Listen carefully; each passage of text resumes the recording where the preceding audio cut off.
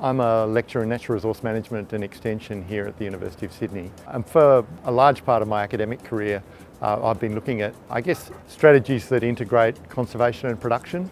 In particular, the commercial use of native species. So looking at kangaroo was a logical thing to do. Normally, predator and prey relationships would keep a herbivore like kangaroos under a reasonable population, but with the lack of predators, their numbers can increase quite quickly, and then when they're in too larger numbers and the landscape is drying, then they can have a really damaging effect both on farmers and on native vegetation and other native animals. They're inhabiting the same landscape as nature conservation and farming. They do well on farmland because there's good green pick to eat and there's watering points to get water from, and so their range is bigger now than it was previously. And so they do compete with domestic animals, and they also compete with other native animals for feed.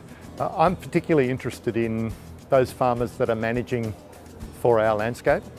So they're people that really recognise that dry periods are a part of our landscape and a part of reality, and that rather than putting their hand out for a handout when a drought's on, they're planning with the expectation of a drought.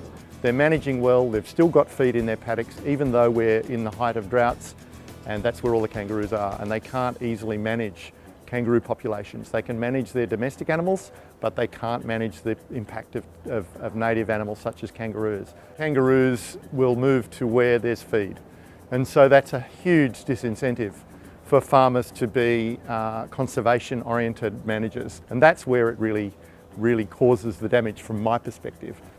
The presence of predators in the landscape is really important, and because we keep dogs out because they damage sheep, we've lost the predator. So unless there's a human predator presence, kangaroos can just settle in and really cause damage. A well-regulated, managed harvest that creates a predator in the landscape will have both a commercial benefit to the harvester, an indirect commercial benefit to the farmers, but also an overall benefit because the kangaroo numbers will be moving more and they will be less destructive as a result. I'd like to see the industry working more closely with farmers and farmers working more closely with the industry. One way to do that is through collaborative approaches. So in a local area, having a group of landholders banding together and help to manage the roo resource, if you like, working closely with a kangaroo processor, and have perhaps the professional shooters that are the kangaroo harvesters also playing a role with the farmers in managing other vertebrate pests. I think consumers have got a very strong, favourable view of farmers, and so the industry working closely with farmers and so that they're doing it for mutual benefit will spread the legitimacy of the industry to the agricultural sector, and I think that would be better for the industry.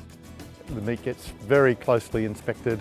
The food safety of the industry is very high, probably higher than a lot of other meat industries because it's so heavily regulated. So I think that consumers can feel confident that the kangaroo that they eat is very safe. The potential for increasing domestic consumption is there. It's a very good meat. If you learn how to cook it, it's fantastic to eat. I see great potential for the industry to expand, but never to the point where it threatens the sustainability of the populations, because it's going to be regulated by the quota system. A well-conducted, accurate, precise, quoted, governed industry being a predator in the landscape. That's the best solution to this issue.